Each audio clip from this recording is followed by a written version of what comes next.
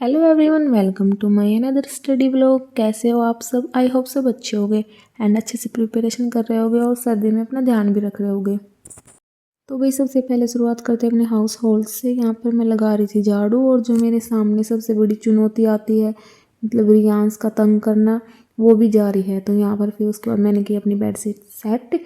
ये तो मेरा सबसे फेवरेट काम होता है क्योंकि इसे देख के ना लगता है हाँ सारी साफ़ सफाई हो गई है। एंड उसके बाद फिर मैंने बनाई अपनी जल्दी से टू डू लिस्ट, क्योंकि आज मेरी स्टडी बहुत ज़्यादा लेट हो गई थी। मतलब ना मैं सुबह लेट ही उठी क्योंकि रियांस ना सारी रात नहीं सोया। इसको ना पता नहीं रात को क्या हो गया था, मतलब जैसे ना इसके कमर पे छोटे छोटे दाने दाने हो गए थे और खुजली हो रही थी। फिर बार बार मैं इसको ऑयल लगाया, बार बार मैं उठ रहा था, पता नहीं क्या ही हो गया था, मुझे कुछ समझ ही नहीं आया। यही था कि सुबह अगर आराम नहीं हुआ ना तो डॉक्टर के पास लेके जाऊंगी, लेकिन ये हुआ कि हाँ सुबह तक ठीक हो गए, पता नहीं किस चीज़ से हो गए थे। तो फिर सुबह नहीं उठा गया, तो फिर आज इसलिए मेरी स्टडी लेट हो गई। तो यहाँ पर सबसे पहले मैंने की आज क्वांट की मेंस की जो है मैंने डीआई की क्लास की। एंड भाई सभी को पता है हमारा जो आरआरबीपीओ का रिज़ल्ट भी आ गया है एंड जिनका भी क्लियर हो गया है congratulations and all the best for your mains को तो बिल्कुल 1 ही वीक बचा हुआ है।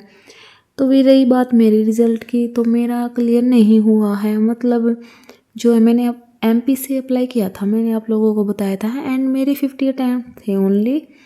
तो यही था कि पता नहीं होगा नहीं होगा, होगा नहीं होगा, क्योंकि कुछ ना कुछ एक्यूरेसी भी इधर उधर हो जाती है पीओ में ना। और एक पजल थी जो इन आउट वाली थी रो में, उसमें तो मेरे को डाउट था। मतलब उसको मैंने इतना टाइम दिया फिर भी लास्ट में यही हो गया था कि शायद ये रॉन्ग हो, मतलब एंड मैं उसको चेक ही कर रही थी लास्ट में, तो फिर टाइम और हो गया था। तो ना फिर यही था कि होगा नहीं होगा पता नहीं।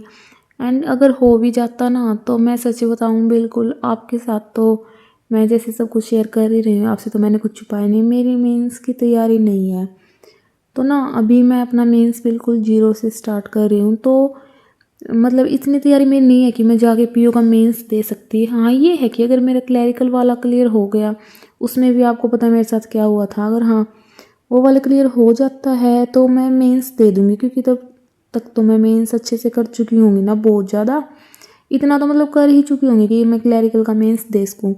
तो भाई उसका देखते हैं उसका क्या कुछ रहता है। एंड अभी तो जो ये टाइम है ना, मतलब अगले जून जुलाई तक जब तक एग्ज़ाम स्टार्ट नहीं हो जाते, शायद एसबीआई पीओ का तो उससे पहले ही हो जाएगा। एंड जब तक नहीं होते तब तक मैं बिल्कुल अपना मेंस एंड प्री दोनों अच्छे से कर लूँगी। तो मैं बिल्कुल जो 2026 वाले बैंक एग्ज़ाम्स हैं उनको बिल्कुल ना अच्छे से टारगेट करूँगी। तो मैंने वीडियो इसलिए नहीं बनाई, कुछ तो ना बस यही था कि मतलब क्या स्पेशल वीडियो डालनी है, मतलब मैं अपने व्लॉग में ही बता दूँगी। अब भाई ऐसा भी नहीं है कि मुझे नहीं बताना था, नहीं अब आप सबके साथ जब सब कुछ शेयर कर ही रही हूँ तो क्या ही छुपाना है। भाई सारी जर्नी दिखानी है तो दिखानी है, इसमें छुपाना क्या है। एंड जब क्लियर हो जाएगा वो भी आप सबके सामने ही आएगा। तो आप कमेंट करके बताना किस किस का क्लियर हुआ है एंड आपका जो है क्या अटैम्प्ट था, कितने अटैम्प्ट्स किए थे आपने एंड क्लियर हुआ है। और जिनका नहीं हुआ है भाई कोई बात नहीं, डिमोटिवेट बिल्कुल भी नहीं होना है ना। आप मुझे देख लो, मैं एक बच्चे को भी संभालती हूँ, घर संभालती हूँ एंड फिर भी मैं डिमोटिवेट भी होती हूँ, लेकिन मैं ना अपने आप को साथ में ही मोटिवेट कर लेती हूँ।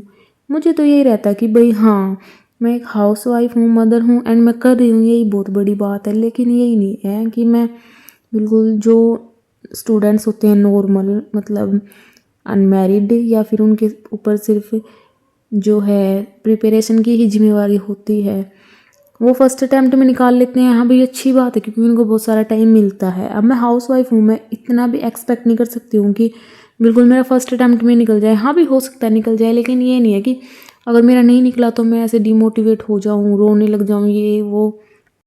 भाई मुझे पता है हाउस वाइफ हूँ, मदर हूँ, अगर मैं कर रही हूँ तो मुझे डबल टाइम ऑब्वियसली लगेगा।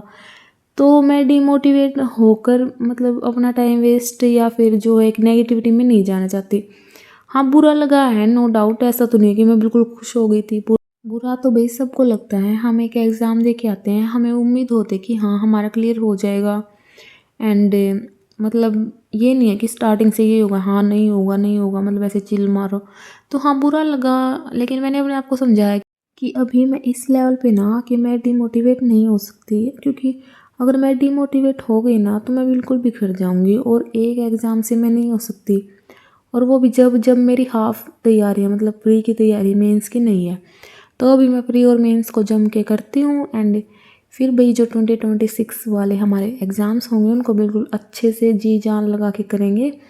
फिर हो गया था लंच का टाइम, तो मैंने इसका लंच बनाया और उसको खिलाया क्योंकि और फिर खाना वगैरह खाने के बाद थोड़ा सा रेस्ट करने के बाद फिर से बैठ गई थी मैं स्टडी करने। यहाँ पर मैंने जो है अपनी एडिटोरियल की PDF से रीडिंग कर ली, मतलब तो 2 एडिटोरियल करवाते हैं विशाल सर, तो दोनों मैंने यहाँ पर अपने कंप्लीट कर लिए एंड वो कैब रिवाइज़ कर ली। आप सब बताना आप कौन से टीचर से एडिटोरियल पढ़ते हो एंड कौन सा आपको सबसे बेस्ट लगता है। मैं तो वही स्टार्टिंग से ही ना विशाल सर को फॉलो करती हूँ, लेकिन अभी ना कुछ बोलते जैसे निमिषा मैम अच्छा पढ़ाती है, तो पता नहीं मतलब यही होता है जिस टीचर को हम फॉलो करते हैं हमें तो वही अच्छा लगता है। लेकिन हाँ ये है कि अगर कोई बोल रहा है हमें सजेस्ट कर रहा है तो वो हमारे अच्छे के लिए ही बोल रहा है, तो हमें एक बार ट्राई कर लेना चाहिए। तो मैं अभी ना देखूँगी, मैं ट्राई करूँगी निमिषा मैम की भी 1-2 क्लास देख के, अगर मुझे अच्छा लगा तो फिर या तो मैं स्विच कर लूँगी, क्या पता वो विशाल सर से अच्छा लगे मुझे एंड या फिर मैं दोनों को फॉलो कर लूँगी, क्योंकि मुझे इंग्लिश को थोड़ा सा अपना और ज़्यादा इम्प्रूव करना है और ज़्यादा टाइम देना है।